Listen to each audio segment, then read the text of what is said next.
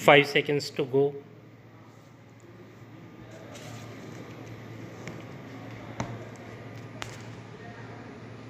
Start. The main purpose of the United Nations is to build up a world without war, a world based on the cooperation of nations and peoples. It is merely a world where war is kept in check by a balancing of armed forces. It is much deeper than that. It is a world from which the major causes of war have been removed and social structures built up which further peaceful cooperation within a nation as well as between nations. In the preamble of the Constitution of the UNESCO, it is stated that war begins in the minds of men. That is essentially true, and ultimately, it is necessary to bring about the change in our minds and to remove fears and apprehensions, hatreds, and suspicion. Disarmament is a part of this process, for it will create an atmosphere of cooperation. But it is only a step towards our objective, a part of the larger efforts to rid the world of war and the causes of war. In the present context, however, disarmament assumes a very special importance for us, overriding all other issues. For many years past, there have been talks on disarmament, and some progress has undoubtedly been made insofar as the plans and proposals are concerned. Still, we find that the race of armaments continues, as also the efforts to invent even more powerful engines of destruction. If even a small part of these efforts was directed to the search for peace, probably the problem of disarmament would have been solved by this time. Apart from the moral imperative of peace, every practical consideration leads us to that conclusion.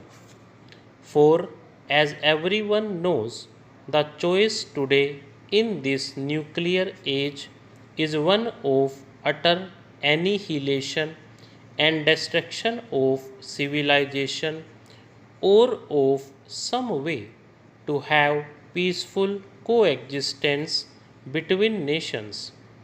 There is no middle way. If war is an abomination and an ultimate crime which has to be avoided, we must fashion our minds and policies accordingly. There may be risks, but the greatest risks is to allow the present dangerous drift to continue. In order to achieve peace, we have to develop a climate of peace and tolerance, and to avoid speech and action which tend to increase fear and hatred, and at the present it may not be possible to reach full disarmament in one step, though every step would be conditioned to that end.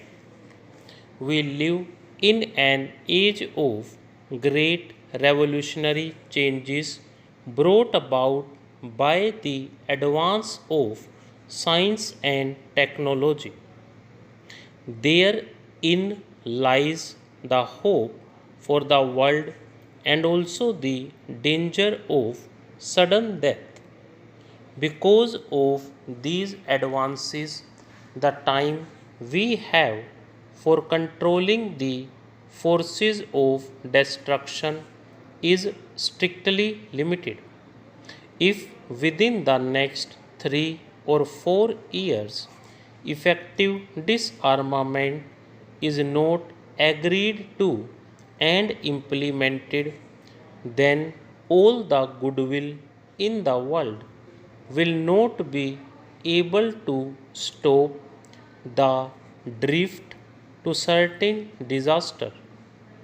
In the context of things as they are today, the great nations, the United States of America and the Soviet Union, hold the key to war and peace.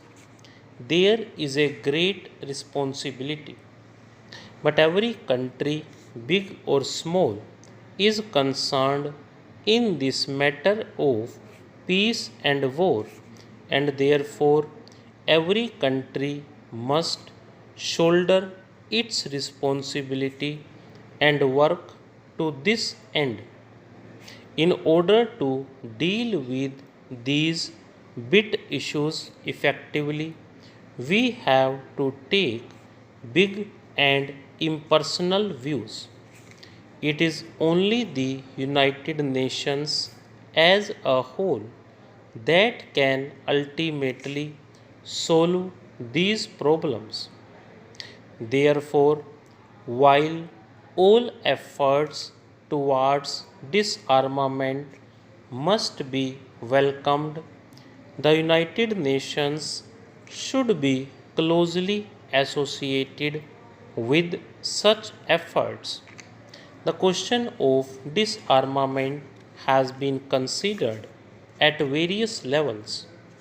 There is the question of general disarmament and of the ending of test explosions of nuclear and thermonuclear weapons.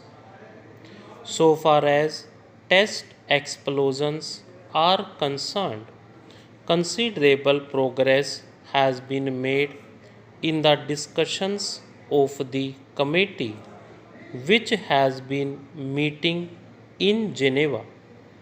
Indeed, it would appear that an agreement has been reached on many basic issues, and only a little more effort is needed to complete this agreement. I suggest that a final agreement on this subject should be reached as early as possible. This is not, strictly speaking, disarmament, but undoubtedly any such agreement will bring a large measure of relief to the world. Disarmament must include the prohibition of the manufacture, storage, and use of weapons of mass destruction, as well as the progressive limitation of conventional weapons. It is admitted that disarmament should take place in such stages as to maintain broadly the balance of armed power. It is only on this basis that success can be achieved and this pervading sense of fear countered. It must also be clearly understood that disarmament and a machinery for control must go together, and neither of these can be taken up singly. And now a proposal has been made that the question of disarmament should be referred to a committee of experts.